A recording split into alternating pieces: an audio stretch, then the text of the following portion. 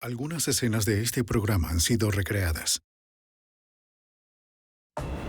En Texas, un agente federal desprevenido es secuestrado a mano armada. Los responsables escapan sin dejar rastro en el amplio terreno del sur de Texas. Minutos valiosos transcurren antes de que se descubra la desaparición del alguacil. Con la vida de uno de los suyos en peligro, sus colegas están decididos. Encontrarán a los sospechosos. Los arrestarán. Y los harán pagar. ¡Manos arriba! ¡Disparos, disparos! La evidencia se acumula. No hay sospechosos evidentes. Asesino serial en fuga. Ted Kaczynski es arrestado.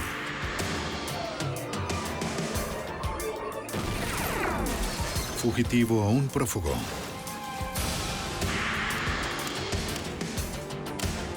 Los archivos del FBI. Cuando la víctima de un crimen violento es un miembro de los cuerpos policiales, el trabajo de investigación se vuelve algo personal. En un cruce fronterizo de los Estados Unidos, los fugitivos armados secuestraron a un inspector de aduana y luego desaparecieron. Soy Jim Carlstrom, exdirector del FBI en Nueva York. Desesperados por encontrar a su colega, las autoridades locales, estatales y federales emprendieron una persecución a gran escala en Texas y México. Era una carrera contra reloj. Esperaban que su determinación marcara la diferencia. Encuentro fatal.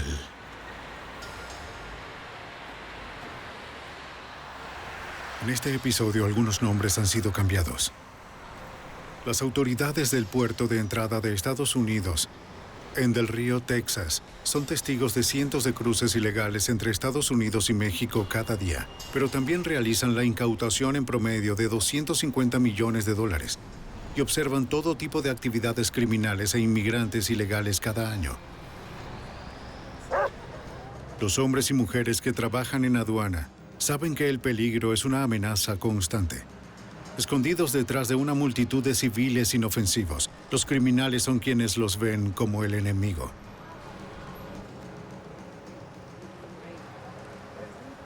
En la mañana del 27 de enero de 1984, un auto con matrícula de Texas se detuvo en el punto de control principal del puerto. Buenas tardes. ¿Para dónde van? Aquí y luego a la frontera. ¿Son ciudadanos? El inspector de aduanas, José Torres, pidió a los ocupantes sus identificaciones.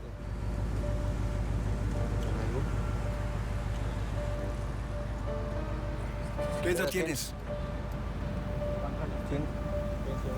Los tres pasajeros proporcionaron identificaciones que mostraban que eran extranjeros residentes legales con permiso de trabajo en los Estados Unidos. El conductor explicó que era un ciudadano americano, pero solo entregó un certificado de nacimiento como prueba. No, una identificación. El inspector Torres no podía aceptarlo.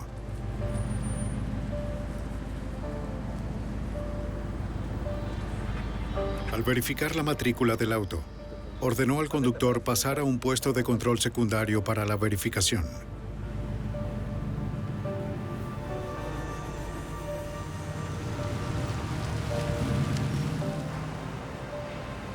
El auto fue recibido por el inspector de aduanas Richard Latham.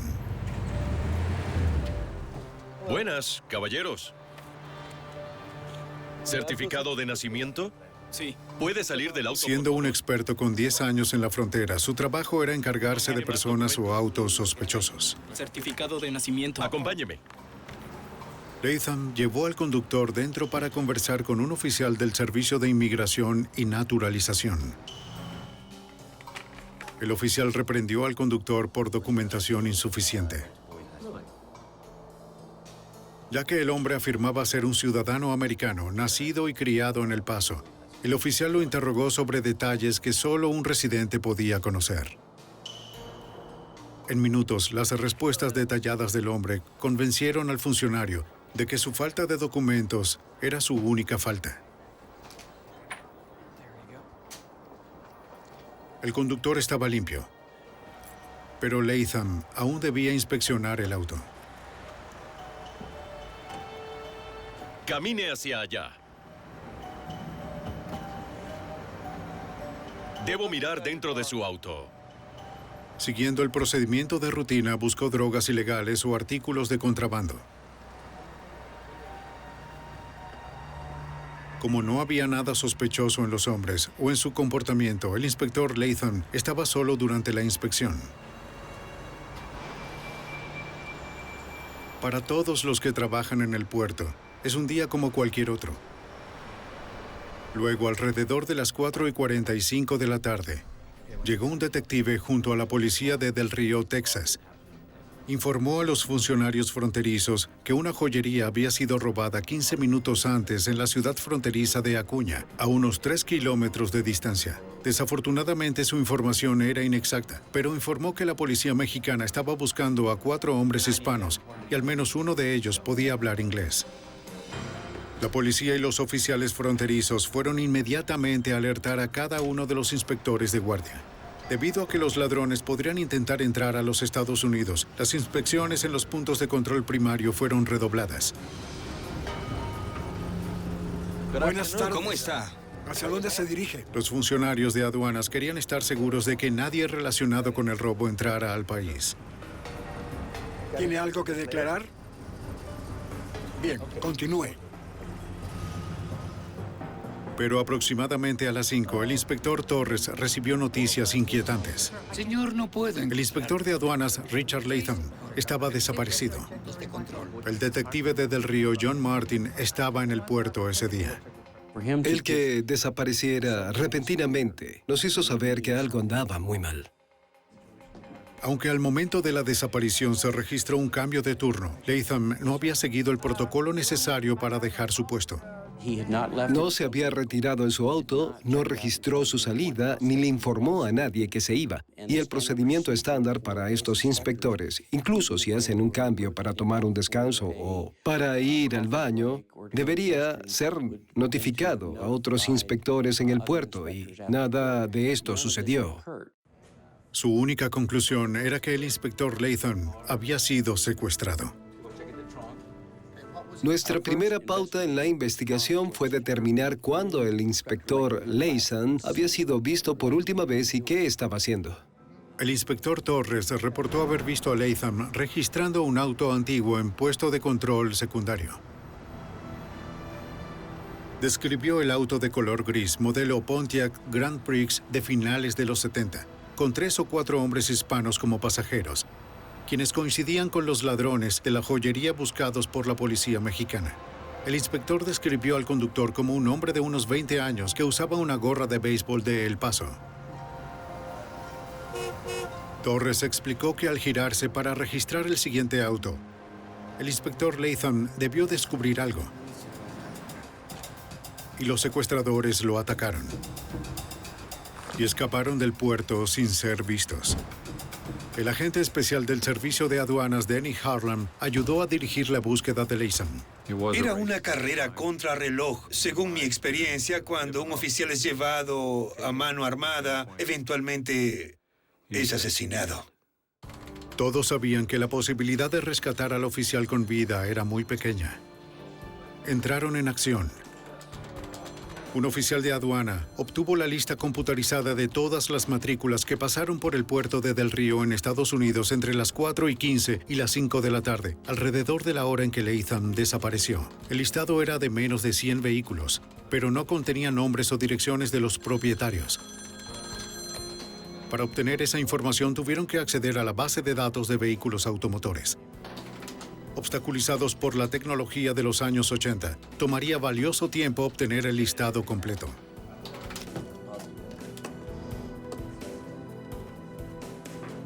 La policía de Del Río comenzó a crear un retrato hablado usando un identikit. Basados en los testimonios del inspector Torres y otros testigos, se unieron las características faciales una a una para formar la imagen del conductor. Cuando se completó la imagen compuesta, los investigadores la enviaron a todas las agencias de policía local, estatal y federal de la zona. Las unidades de policía se desplegaron en la zona en busca de un Grand Prix gris. Los investigadores ahora tenían un posible retrato del conductor, pero nada específico de los pasajeros. Helicópteros del Servicio de Aduanas apoyaron a las unidades en tierra en la búsqueda. Pero con pocas pistas, sabían que encontrar a los hombres en el estado de Texas sería difícil. Había transcurrido 1 hora y media desde que Latham desapareció. Un auto que viajaba cauteloso a 88 kilómetros por hora podría estar en cualquier lugar dentro de 32,000 kilómetros cuadrados. El área de búsqueda era enorme. Y con cada minuto se hacía más grande.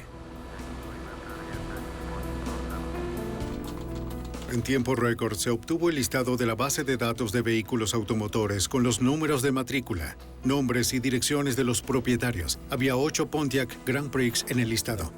Los agentes se dirigieron a las 6 direcciones en Del Río para investigar los vehículos. Pero 2 pertenecían a propietarios en El Paso, donde el conductor del vehículo dijo vivir y estaba a 10 horas de distancia. Un agente de aduana contactó a la oficina del FBI más cercana para solicitar ayuda e informó al agente especial Don Weatherman sobre el secuestro. Fue muy desalentador enterarnos de que teníamos un inspector de aduanas desaparecido, sin rastros de dónde podía estar, lo que le había ocurrido y con muy poca información. Además del hecho de que fue visto por última vez haciendo su trabajo y nadie supo de él ni fue visto desde ese momento. El agente de aduanas pidió a Weatherman que enviase un agente a El Paso para rastrear a los 2 Grand Prix registrados.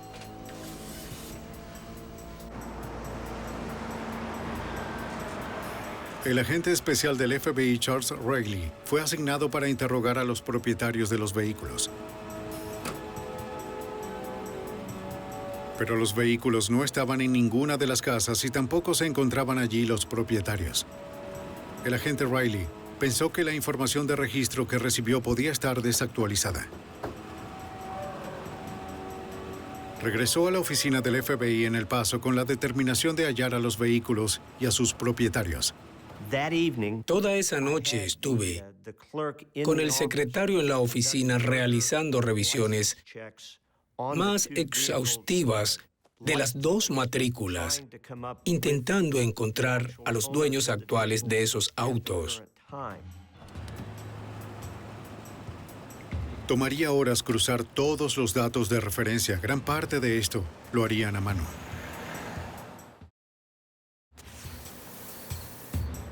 La policía estatal y local estableció puntos de control en todas las direcciones desde el puerto. ¿A dónde se dirige? Aquí cerca, señor. ¿Tiene alguna identificación? Sí, señor. Todos los vehículos que salían del área eran detenidos y revisados.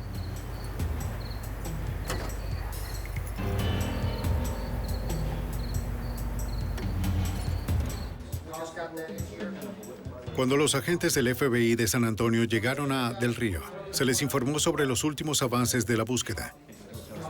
A pesar de los esfuerzos de docenas de organismos colaboradores, no habían llegado a nada. Habían pasado casi 7 horas desde que secuestraron al inspector Richard Latham. Al final de la primera noche de investigación, aún no había pistas prometedoras. Siempre esperas que lo liberen, pero la historia demuestra lo contrario.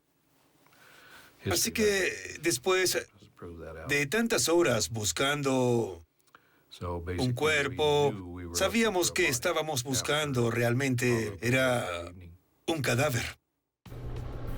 La búsqueda a gran escala iba a continuar en la mañana siguiente, con aviones de ala fija, que pueden viajar más rápido y más lejos que los helicópteros. Se amplió el perímetro de búsqueda para cubrir el amplio territorio de Texas. Los patrulleros del estado de Texas continuaron con sus puntos de control en los alrededores de Del Río. ¿A dónde se dirige? Aunque en ese momento sabían que los sospechosos probablemente habían huido. En El Paso, el agente especial Reilly eliminó como sospechosos a una pareja de ancianos que poseía un Pontiac Grand Prix gris. Pero el otro propietario vendió su vehículo a un hombre llamado Ricardo Cortés. Cortés no había podido registrar el vehículo a su nombre. Una revisión de antecedentes mostró que Ricardo Cortés tenía un historial criminal por posesión de drogas. Riley ubicó su dirección actual. Fui a esa dirección, hablé con la madre de Cortés y me informó que había estado fuera de la ciudad por 3 o 4 días. No estaba segura de cuándo iba a estar de vuelta. Dijo que Cortés todavía era el dueño del auto en cuestión y lo tenía con él. Fui al departamento policial de El Paso y obtuve una fotografía de Cortés y envié una copia al puerto de entrada en Del Río, Texas. Revisen esto, muchachos. Cortés observó coincidencias con el retrato hablado. Oficina de Aduanas, El Paso. Finalmente, los agentes obtuvieron su primer sospechoso. Algo específico con lo que podían seguir adelante con la esperanza de encontrar a Richard Latham y a los hombres que lo secuestraron.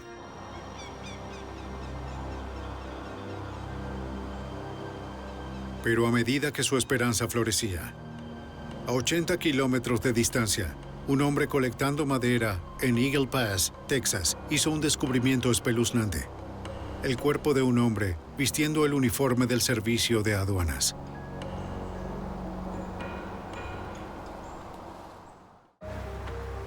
Camine hacia allá, por favor.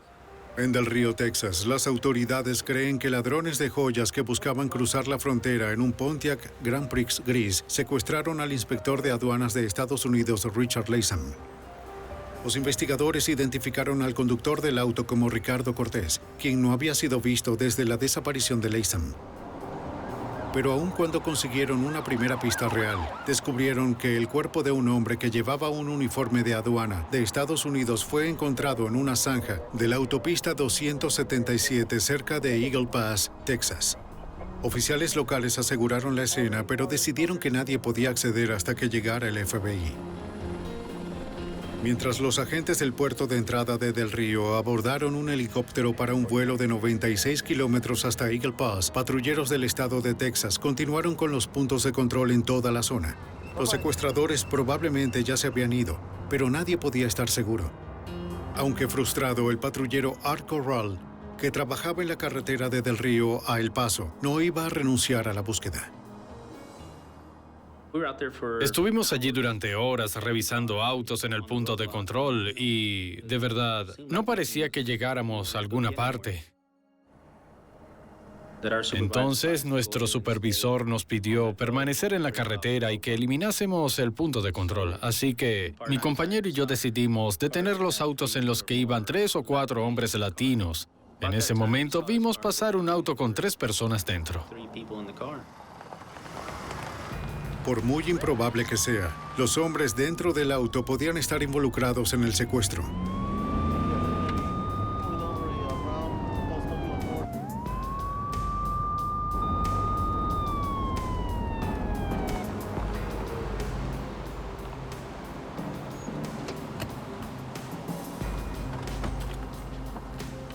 El conductor bajó del auto y se acercó a los patrulleros. ¿Cómo está, señor?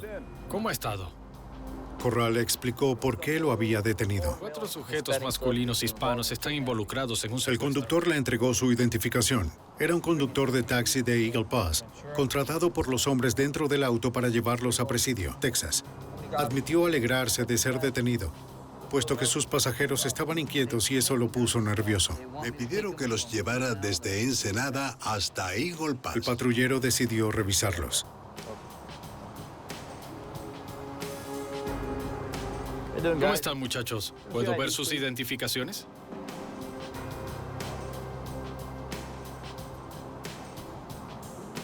Obtuvo las identificaciones de los pasajeros, Rafael Calderón y Jesús Ramírez. Ninguno se ajustaba a la descripción del conductor sospechoso del Grand Prix y solo eran 2 personas. Decidido a ser minucioso, el patrullero Corral y su compañero ejecutaron un registro de los nombres. Por si acaso, dentro del auto, el compañero de Corral intentó comunicarse por radio. ¿Me copian? Respondan. Pero no había señal. Lo volvió a intentar y tampoco lo logró. En esa zona es común perder la señal. Hay muchos valles y crestas y algunas veces se pierde el contacto con la central de radio. Debíamos cambiar la ubicación con el fin de hacer contacto con algunas de las centrales. Anotó los datos de los pasajeros para realizar la llamada desde otra ubicación. ¿Cuánto le pagaron? No puedo comunicarme por radio. Escuche bien, señor. Tome su identificación y regrese al auto. Pensaron que podían arriesgarse a dejar ir el vehículo. Aquí solo hay un camino. Puede que no haya otro camino en 160 kilómetros. Así que al dejar ir a un auto, sabes, por cualquier razón, si algo surge, es probable que tengas una buena oportunidad de encontrarlos de nuevo. Los patrulleros aprovecharon la oportunidad e intentaron obtener señal de radio una vez más. A las 2:15 de la tarde, agentes del FBI llegaron a Eagle Pass para procesar la escena donde fue encontrado el cuerpo. Todos los que trabajaban en el caso esperaban encontrar a su compañero con vida. Pero la evidencia era clara. Era Richard Latham. El inspector había sido atado con sus propias esposas y recibió 2 disparos en la espalda. Los secuestradores ahora eran asesinos de policías. El agente de aduana Dennis Harlan estaba desconsolado por la pérdida de su amigo. Perdimos a uno de los nuestros. Cuando un compañero policía es secuestrado y asesinado, los que trabajamos en el caso lo tomamos personal. Lamento que Richard haya fallecido, pero en una investigación criminal de esta naturaleza, hallar el cadáver es muy importante porque es nuestra evidencia. Así que sentí alivio de encontrar el cuerpo, pero también cierta sensación de tristeza porque mi amigo se había ido. Los forenses determinarían que fue asesinado con un arma calibre .38, igual a su arma de servicio, la cual estaba desaparecida. Para el detective de Del Río, John Martin, el asesinato estilo ejecución arrojó una luz escalofriante sobre el tipo de criminal que buscaban. Alguien que tiene la osadía de secuestrar a un oficial de policía y posteriormente asesinarlo, sabiendo la respuesta que esto va a generar. Es el tipo de individuo más peligroso. Eso significa que no respeta la vida de nadie y que mataría a cualquiera en la calle, en cualquier momento que lo desee.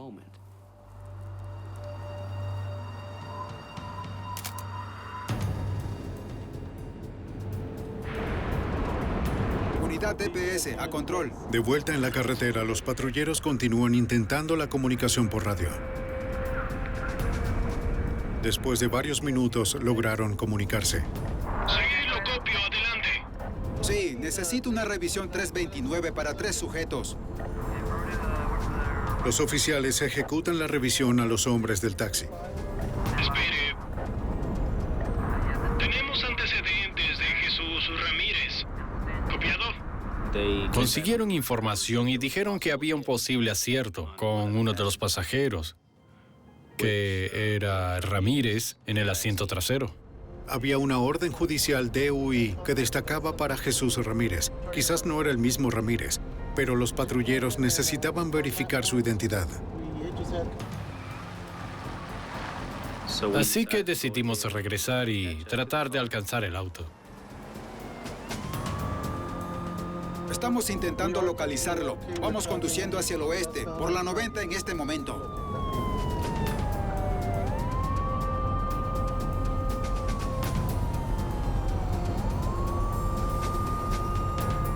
Afortunadamente, el taxi aún estaba en la autopista.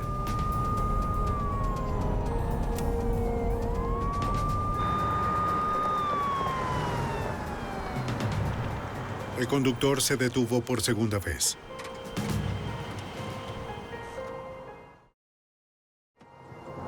El patrullero Corral apartó al conductor y se acercó al vehículo para conversar con Jesús Ramírez.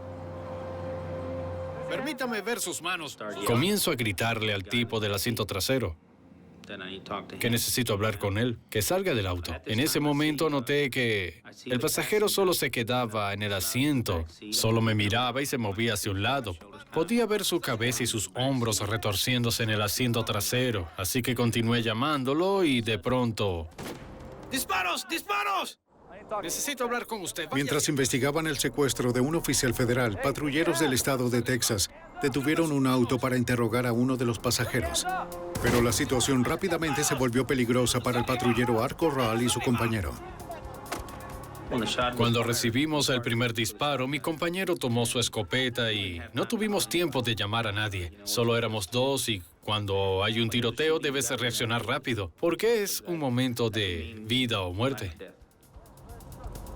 ¡Manos en la espalda!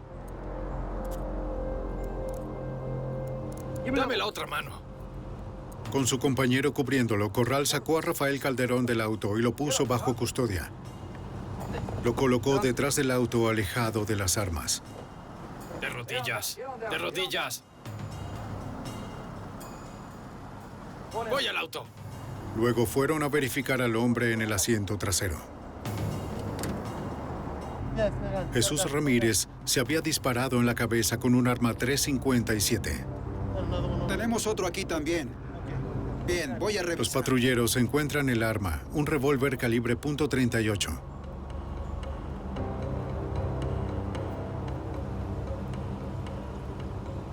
Levántate.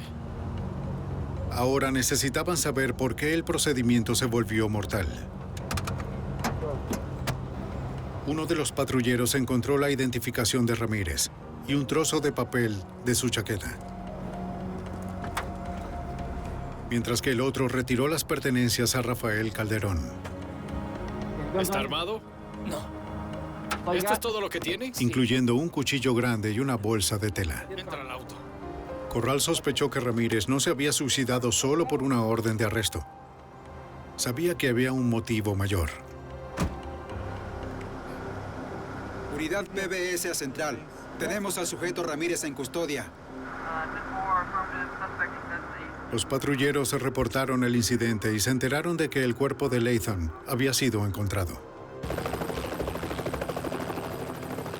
Los agentes de aduanas y el FBI creían que el tiroteo en la carretera estaba conectado al caso Latham y volaron hacia la escena. Al llegar, examinaron la evidencia.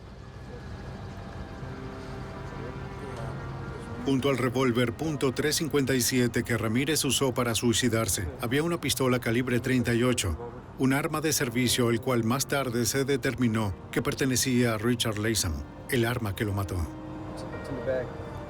Muchas joyas. En la funda de almohada incautada a Calderón encontraron miles de dólares en joyas que coincidían con los objetos robados en el asalto en México. También encontraron un recibo de venta escrito a mano de un Pontiac Grand Prix de 1975 en la chaqueta del hombre fallecido.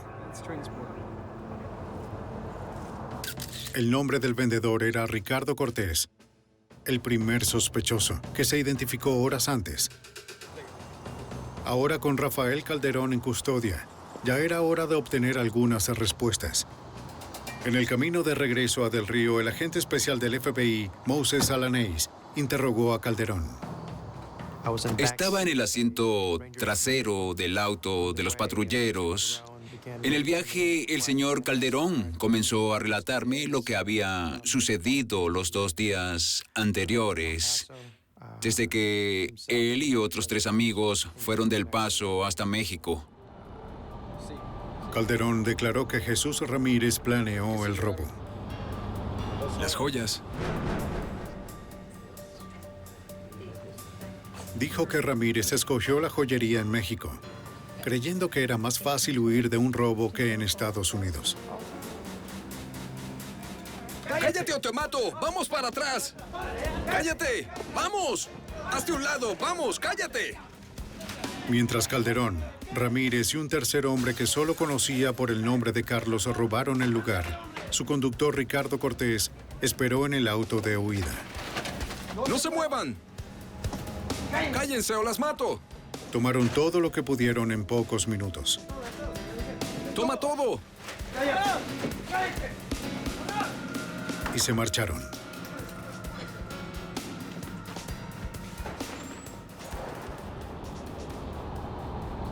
¿Qué se llevaron? Calderón dijo que se dirigieron al cruce fronterizo de Del Río. Todo parecía estar bien cuando a Cortés se le hizo la entrevista de inmigración y el inspector de aduanas registró el maletero.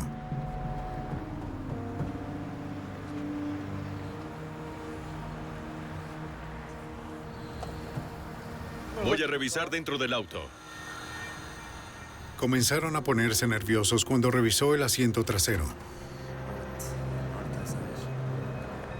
Encontró la bolsa con la joyería robada, así que Ramírez sacó un arma.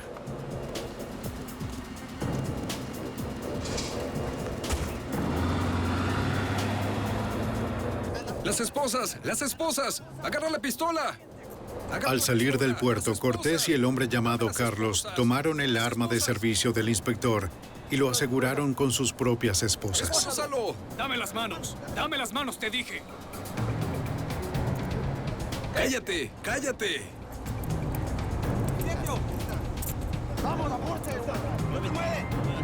Según Calderón, Jesús Ramírez estuvo a cargo todo el tiempo. Decidió que el inspector había visto demasiado. Debían deshacerse de él. ¡Cállate! ¡Cállate! Calderón dijo que él y Ramírez llevaron a Latham a fuerza a una zanja. Dijo que Ramírez fue quien disparó al inspector 2 veces en la espalda con su arma de servicio. ¡Apúrate! ¡Vámonos, vámonos! ¡Apúrate! ¡Apúrate! Después de asesinar al inspector de aduanas, los hombres continuaron a Eagle Pass, donde cruzaron la frontera de regreso a México.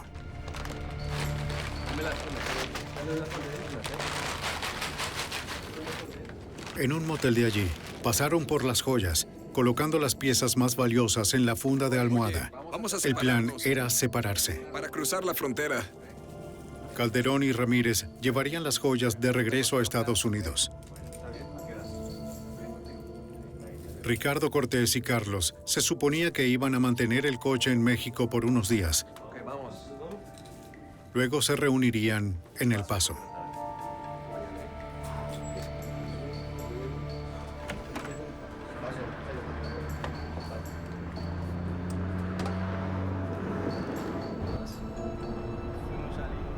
El agente señaló que durante la versión de los acontecimientos de Calderón, en repetidas ocasiones nombró a Ramírez como quien estaba a cargo.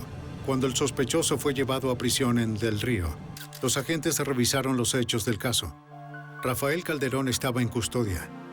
Según él, quien disparó fue Jesús Ramírez, quien se había suicidado en el procedimiento. El conductor del Grand Prix que Latham registró era Ricardo Cortés, de El Paso. El cuarto sospechoso era un hombre que Calderón solo conocía como Carlos. Él y Ricardo Cortés continuaban en libertad. El agente especial de aduanas Denny Harlan estaba decidido a encontrarlos. Se iba a hacer todo lo posible para capturar y enjuiciar a quienes estaban involucrados. Después del secuestro y asesinato del inspector de aduanas de Estados Unidos, Richard Latham, los investigadores tienen 4 sospechosos. Uno de ellos, Rafael Calderón, estaba en prisión. Otro había fallecido y los otros 2 continuaban en libertad. 6 horas después de que se encontró el cuerpo de Latham, la Policía Estatal de Piedras Negras, México, pidió a agentes del FBI que fueran a su oficina.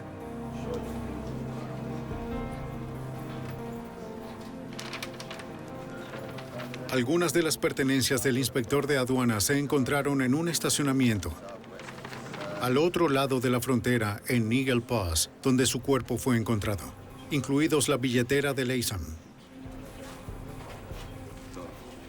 un bote de spray emitido por la policía y varios documentos de interés para el agente especial del FBI, Don Weatherman. También localizamos 2 multas de tráfico de la Patrulla de Carreteras de California. Una a nombre de Rafael Calderón, el sujeto detenido, y otra a nombre de Carlos Peña. Menos de 24 horas después del secuestro, los investigadores tenían una identificación del cuarto sospechoso. Carlos Peña era mexicano residente legal en Estados Unidos.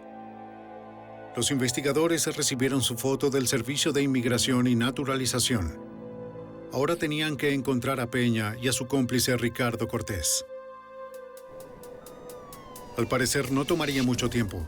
Al día siguiente, la policía de El Paso recibió una pista de que Cortés y Peña estaban escondidos en un departamento en el sur de El Paso. En solo minutos, un plan de arresto fue planificado. La zona de 2 cuadras que rodeaba el edificio estaba acordonada. Coordinando las unidades en tierra y aire estaba el agente especial del FBI, Charles Riley. En esa zona se cerraron las calles y se instalaron puntos de control. Patrullas aéreas de frontera estaban desde el aire observando los techos y los oficiales que estaban apostados en toda el área mientras se ejecutaba la búsqueda. ¡Vamos, vamos, vamos! La búsqueda de los fugitivos fue una misión delicada. Los equipos SWAT despejaron el edificio apartamento por apartamento. Era un trabajo peligroso. Los pasillos eran estrechos y proporcionaban protección por si los hombres desesperados decidían atacar.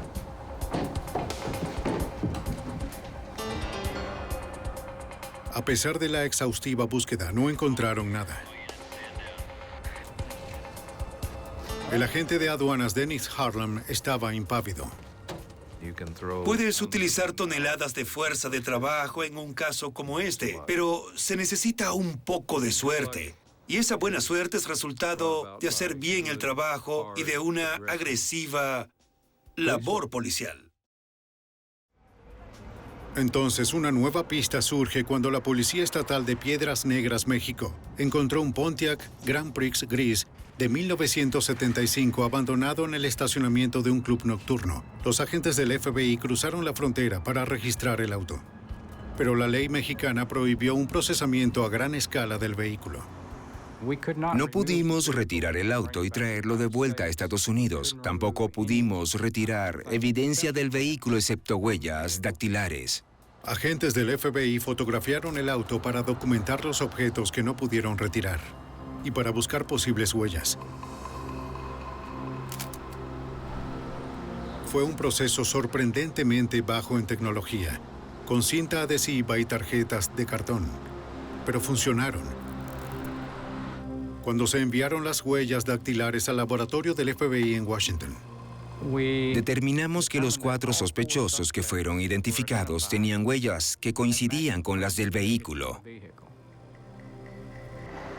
En El Paso, Texas, los agentes aduanales de los Estados Unidos continúan la búsqueda de Ricardo Cortés y Carlos Peña. Descubrieron que Peña y el ahora sospechoso fallecido Jesús Ramírez vivieron en el mismo departamento. Conversaron con la gerente del departamento, quien reconoció a Peña en una fotografía. Sí, me resulta familiar. Dijo que la última vez que lo vio a él y a Ramírez fue la noche previa al homicidio de Leysam. Y una noche. Ambos estaban moviendo cajas desde un Grand Prix gris hacia el apartamento. Un tercer hombre llegó conduciendo un auto azul.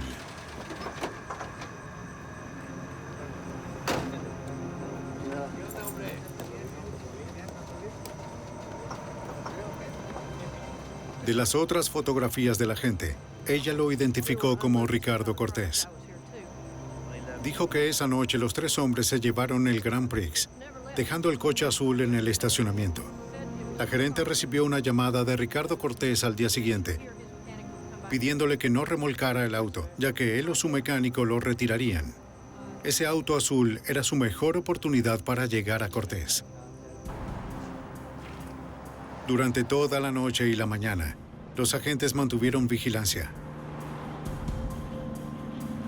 Alrededor del mediodía, un hombre llegó y se llevó el auto. No era ni Cortés ni Peña.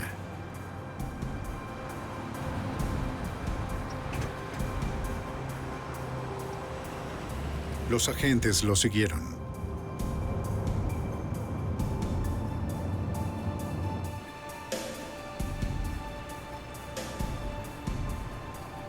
El hombre condujo a un lugar solitario de la ciudad.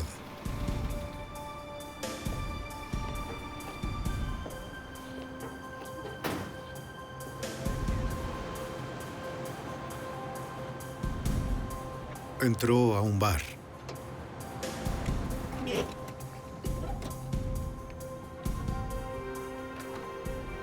Minutos después, salió del bar solo. Y fue detenido por los agentes. ¿Le puedo hacer unas preguntas? ¿Seguro? El hombre admitió que el auto pertenecía a Ricardo Cortés. Él dijo que Cortés le pidió recogerlo y reunirse con él en el bar. Pero Cortés nunca llegó y dejó las llaves con el camarero. Dijo que no sabía dónde Cortés estaba alojado. Los agentes verificaron la historia con el camarero. Tampoco había visto a Cortés. Mientras la vigilancia continuaba sobre el auto azul, los agentes del FBI localizaron a la novia de Cortés. ¿Qué sucede? ¿De qué se trata esto? Creemos que el novio de su hija puede estar Ma, involucrado. no lo escuches. No es posible. Ricky nunca haría eso. Está mintiendo. ¿Tú sabes algo? No. Le preguntaron si sabía dónde estaba Cortés. Ella dijo que no sabía nada de él desde hace una semana. No estés mintiendo, ¿entiendes? No Él mientas. a mí no me dice nada. Sí, tú sabes. Tú se lo tienes que decir. No estés mintiendo. ¿Está bien? Señora, esto es muy importante. Ya ha pasado más de una semana. Mira, ya estoy harta contigo. Dile la Basta, verdad. ya le dije que no Yo lo te sé. conozco. Tú siempre estás en la calle con ese muchacho. Pero los agentes y hasta su propia madre dudaban de su historia. Tu mamá y te conozco muy bien. Le preguntaron a la madre si podían instalar un rastreador en su teléfono. Ma, no. Firme por aquí. Esta es la autorización. Con su autorización, los investigadores podían localizar la ubicación de las llamadas entrantes.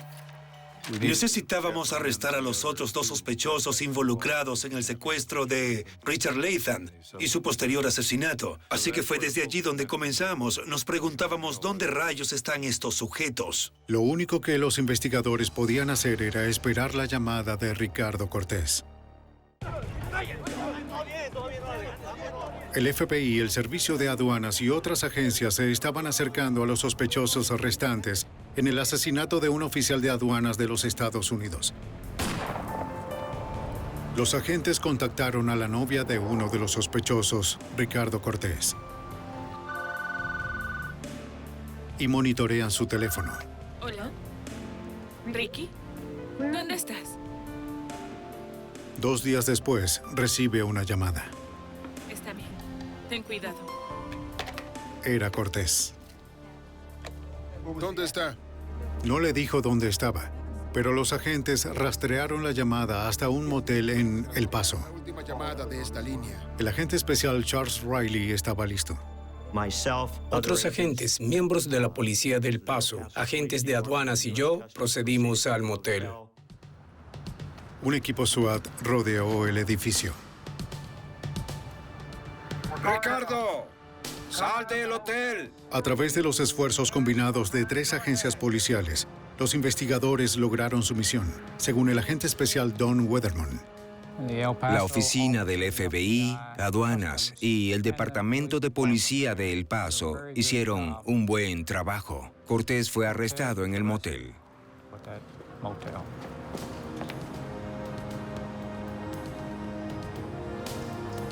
8 días después del homicidio de Richard Latham, las autoridades de Texas arrestaron a Ricardo Cortés. Una revisión de la habitación no reveló señales de Carlos Peña.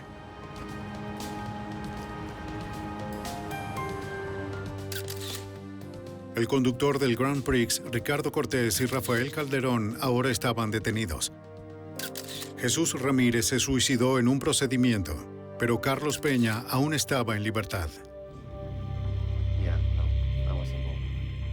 Cuando lo interrogaron sobre el homicidio, Cortés dio una versión muy diferente a la relatada por el primer sospechoso, Rafael Calderón. Cortés acordó que después de que secuestraron a Latham, Ramírez y Calderón llevaron al inspector a la zanja. ¡Cállate!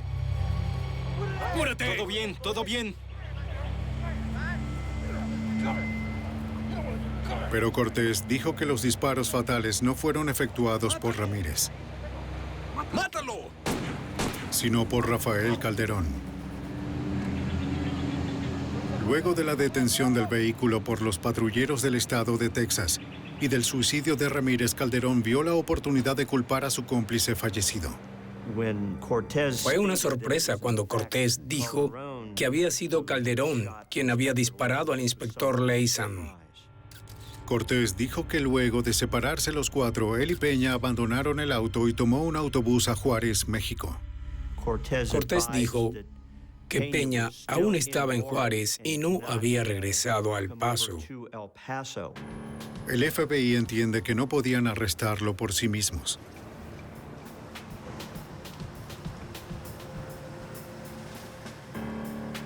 Otro de los agentes con los que trabajaba contactó a las autoridades mexicanas y les proporcionó los antecedentes de Peña y comenzaron a buscarlo en Juárez. El Servicio de Aduanas de los Estados Unidos ofreció a la policía mexicana una recompensa a cambio de información que condujo al arresto de Peña. La policía en Juárez se aseguró de que los amigos y familiares de Peña entendieran que las autoridades no los dejarían tranquilos hasta que el fugitivo se rindiera. 2 días después, la táctica funcionó. Peña contactó a la oficina del FBI en El Paso y dijo que quería entregarse. Se hicieron los acuerdos para encontrarse con él en la parte superior del puente de Santa Fe. La parte superior del puente es de la frontera entre México y Estados Unidos. Hay un marcador allí. No se nos permite acceder a México para presiones o interrogatorios, así que al reunirnos en la parte superior del puente, le pedimos que cruzara a Estados Unidos, lo cual él hizo y fue arrestado. La búsqueda había acabado. Los investigadores llevaron a Carlos Peña al puerto de entrada de El Paso. Al interrogarlo, su historia coincidía con la de Cortés, hasta el más mínimo detalle. Agente especial del FBI, Don Weatherman. En mi mente, el arresto de Carlos Peña fue lo que logró dar conclusión a la investigación sobre quién era el responsable de la muerte de Richard Leysam. Su historia era tan consistente que estoy convencido de que Calderón fue quien disparó y no el difunto Jesús Ramírez. En San Antonio, un gran jurado federal acusó a Calderón, Cortés y Peña en 6 cargos. A cambio de su cooperación, a Ricardo Cortés se le permitió declararse culpable de conspiración y asalto contra un oficial federal. Carlos Peña se declaró culpable bajo los mismos cargos. También fueron condenados por secuestro de Estado y cada uno recibió 23 años. Rafael Calderón, el hombre que asesinó a Richard Leysam, fue condenado por agresión y asesinato a un oficial federal. Se declaró culpable y fue condenado a cadena perpetua. Nadie pudo impedir que los hombres tomaran la vida del inspector de aduanas Richard Leysam. Pero sus compañeros, sus amigos, se aseguraron de que los asesinos pagaran el precio. Agente especial del Servicio de Aduanas Dennis Harlem. Cuando alguien es asesinado es un asunto serio, pero cuando le sucede a un oficial que sirve al país y protege a las personas, en ese caso, cuando un agente es asesinado dentro de los cuerpos policiales, ocurre algo que es muy positivo. A nadie le importa quién recibe el crédito. El único interés es capturar a los involucrados y luchar porque se haga justicia. Los servicios funerarios para Richard Leysam se realizaron en el puerto de entrada del río Texas el 31 de enero de 1984 a las 2 de la tarde. A las 2:30 de la tarde, los oficiales del Servicio de Aduanas de los Estados Unidos realizaron 1 minuto de silencio en cada puerto de entrada por profundo respeto a su amigo caído.